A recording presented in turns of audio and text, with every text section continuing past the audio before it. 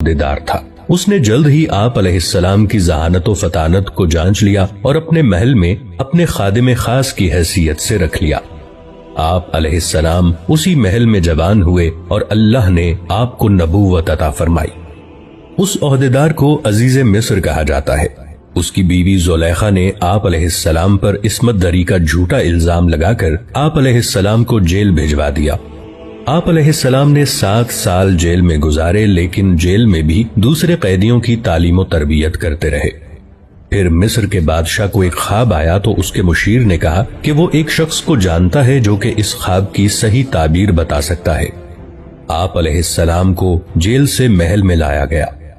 آپ علیہ السلام نے بادشاہ کے خواب کی عقلی اور منطقی تعبیر بتا دی، جس سے وہ بہت متاثر ہوا۔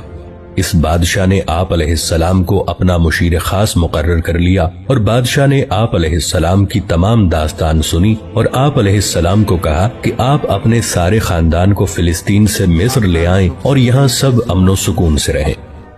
آپ علیہ السلام نے اپنے سارے کنبے بشمول والد صاحب حضرت یعقوب علیہ السلام کو اپنے پاس مصر بلوا لیا۔ آپ علیہ السلام کے بھائی اپنے کیے پر بہت نادم ہوئے اور توبہ کی۔ اس طرح بنی اسرائیل فلسطین سے مصر پہنچ گئے۔ قرآن کریم کی سورہ یوسف میں اس واقعے کا تفصیلی ذکر موجود ہے۔ تاریخی اندازوں کے مطابق بنی اسرائیل مصر میں 2 صدیوں تک رہے۔ اس عرصے میں ان 12 بھائیوں کی نسل لاکھوں کی تعداد کو پہنچ گئی، لیکن پھر مصر میں بادشاہت تبدیل ہو گئی۔ نئی حکومت نے ان سے مراد چھین لی اور انہیں اپنا غلام بنا لیا۔ یہ بنی اسرائیل کی قید یعنی کیپٹیوٹی کا دور تھا۔ مصری جو اپنے آپ کو قبطی کہتے تھے، ان سے جبری مزدوری کرواتے اور ان پر بہت ظلم و ستم کرتے۔ حضرت یوسف علیہ السلام کے تقریباً 200 سال کے بعد اللہ تعالیٰ نے ان کو اس قید سے نجات دلوانے کے لیے انہی میں سے حضرت موسیٰ علیہ السلام اور آپ کے بھائی حضرت ہارون علیہ السلام کو نبوت عطا فرمائی کہ وہ اپنی قوم یعنی بنی اسرائیل کو مصریوں کی قید سے آزادی دلوا کر واپس انہیں فلسطین میں لا کر آباد کریں۔ مصر پر فرعون کی حکومت تھی۔ حضرت موسیٰ علیہ السلام نے اسے ایمان کی دعوت دی اور کہا کہ وہ بنی اسرائیل کو آزاد کر دے، لیکن فرعون نے انکار کر دیا۔ اللہ تعالیٰ نے حضرت موسیٰ علیہ السلام کو حکم دیا کہ وہ اپنی قوم کو لے کر فلسطین کی طرف نکلیں۔ آپ علیہ السلام بحکم خداوندی اپنی قوم کو لے کر نکلے تو فرعون نے بھی اپنے لاؤ لشکر کے ساتھ آپ علیہ السلام کا تعاقب کیا۔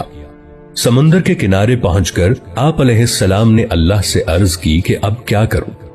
اللہ نے حکم دیا کہ اے موسیٰ علیہ السلام اپنا عصا سمندر کے پانی پر ماریں تو سمندر آپ کو خشکی کا راستہ دے گا۔ آپ علیہ السلام نے ایسا ہی کیا تو یکا یک سمندر کا پانی 2 دیواروں کی طرح الگ الگ کھڑا ہو گیا اور آپ علیہ السلام اپنی قوم کو لے کر وہاں سے نکل گئے۔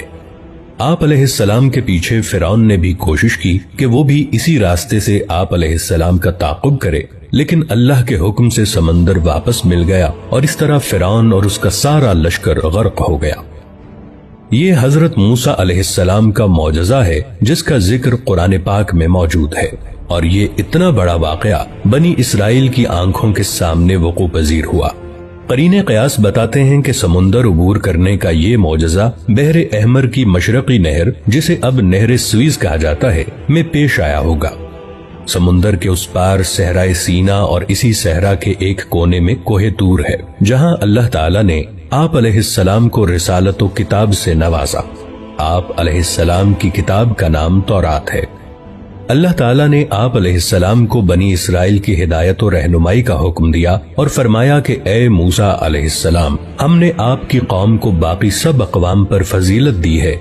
جب تک یہ اس کتاب یعنی تورات کو مضبوطی سے تھامے رہیں گے، میں ان کو اپنی طرف سے نعمتوں اور رحمتوں سے نوازتا رہوں گا۔ لیکن بنی اسرائیل نے حضرت موسیٰ علیہ السلام کو تنگ کرنا شروع کر دیا۔ یہ لوگ آپ علیہ السلام کی نافرمانی کرتے اور بے ادبی سے پیش آتے اور تورات کی حکم عدولی کرتے۔ حضرت موسیٰ علیہ السلام ان سے بہت ناراض رہنے لگے، لیکن ان کی تمام شرارتوں کے باوجود اللہ نے ان کو بہت سے انعامات سے نوازا۔ ان کے لیے آسمان سے من و سلوہ کی شکل میں طعام یعنی کھانا نازل کیا اور دھوپ سے بچنے کو بادل کا سایہ عطا فرمایا۔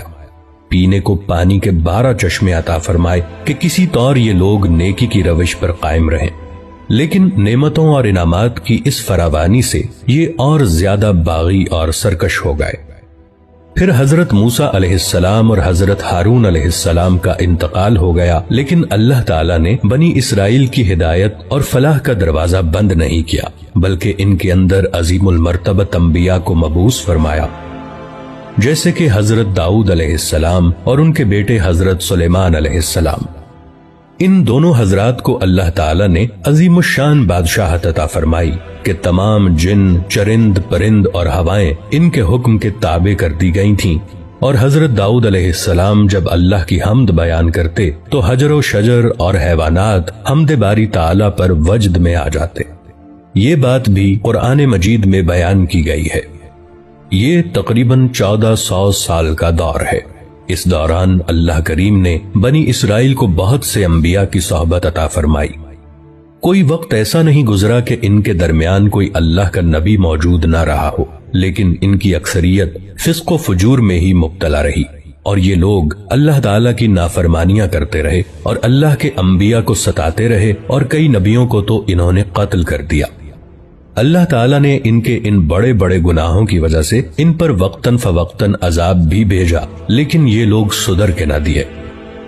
جدید تاریخ کی اصطلاح میں اس دور کو دور قبل از مسیح کہا جاتا ہے، اور اسے انگلش میں BC سے لکھا جاتا ہے، یعنی بیفور کرائسٹ، اور اب اور بھی جدید اصطلاح میں اسے CE بھی کہتے ہیں، یعنی کامن ایرا۔ اللہ تعالیٰ نے بنی اسرائیل پر اپنی آخری حجت قائم کرنے کے لیے حضرت عیسیٰ علیہ السلام اور حضرت یحییٰ علیہ السلام کو ان کی طرف واضح نشانیاں دے کر بھیجا۔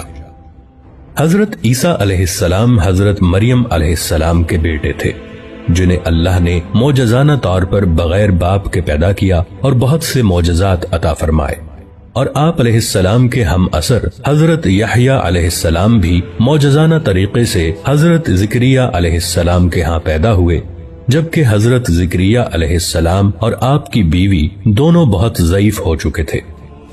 حضرت عیسیٰ علیہ السلام رسول اور حضرت یحییٰ علیہ السلام نبی تھے۔ بقول عیسائی مورخین کے حضرت عیسیٰ علیہ السلام کی ولادت کے دن سے سن عیسوی کا آغاز ہوا، جو کہ اس وقت 2022 چل رہا ہے، یعنی حضرت عیسیٰ علیہ السلام کو پیدا ہوئے 2022 برس ہو چکے ہیں۔ یہاں سے بنی اسرائیل 2 قوموں میں تقسیم ہو گئے۔ جو لوگ حضرت عیسیٰ علیہ السلام پر ایمان لائے وہ اپنے آپ کو عیسائی کہنے لگے، اور جو لوگ حضرت عیسیٰ علیہ السلام پر ایمان نہیں لائے وہ یہود ہی رہے۔ جس جماعت یعنی یہود نے آپ کا انکار کیا، انہوں نے آپ علیہ السلام کی والدہ حضرت مریم علیہ السلام کو بہت برا کہا اور حضرت عیسیٰ علیہ السلام کو قتل کرنے کا منصوبہ بنایا، لیکن اللہ تعالیٰ نے ان کے اس اقدام سے پہلے ہی حضرت عیسیٰ علیہ السلام کو زندہ آسمان پر اٹھا لیا۔ حضرت عیسیٰ علیہ السلام کے آسمان پر اٹھائے جانے کے تقریباً 250 سال کے بعد اصحاب کہف کا مشہور واقعہ پیش آیا۔ یہ لوگ امیر و کبیر گھرانوں کے کچھ نوجوان تھے۔ یہ حضرت عیسیٰ علیہ السلام کے دین پر ایمان لے آئے تو وقت کی حکومت اور جو لوگ حضرت عیسیٰ علیہ السلام پر ایمان نہیں لائے تھے یعنی یہود نے ان پر تشدد کرنا چاہا، لیکن یہ لوگ شہر سے فرار ہو کر باہر جنگل میں ایک غار میں چھپ گئے۔ اس غار میں اللہ تعالیٰ نے ان پر نیند طاری کر دی اور یہ اس غار میں کئی سال تک سوتے رہے۔ اس کا پورا ذکر قرآن مجید کی سورہ کہف میں موجود ہے۔ They are known as 7 sleepers in the books of Christianity۔ حضرت عیسیٰ علیہ السلام کے آسمان پر چلے جانے کے بعد 571 عیسوی میں اللہ کریم نے حضور صلی اللہ علیہ وآلہ وسلم کو انسانوں پر اتمام حجت کے لیے بھیجا۔ حضور سیدنا و نبینا حضرت محمد صلی اللہ علیہ وآلہ وسلم بن عبداللہ بن عبد المطلب مکہ کی سرزمین میں حضرت اسماعیل علیہ السلام بن ابراہیم علیہ السلام کی نسل میں قبیلہ قریش کے خاندان بنو ہاشم کے ہاں جناب عبداللہ بن عبد المطلب اور ان کی زوجہ حضرت آمنہ بنت وہب کے ہاں پیدا ہوئے۔ اس دن سے لے کر آج تک نور محمدی کی کرنیں ساری دنیا کو منور کر رہی ہیں اور قیامت تک کرتی رہیں گی انشاءاللہ۔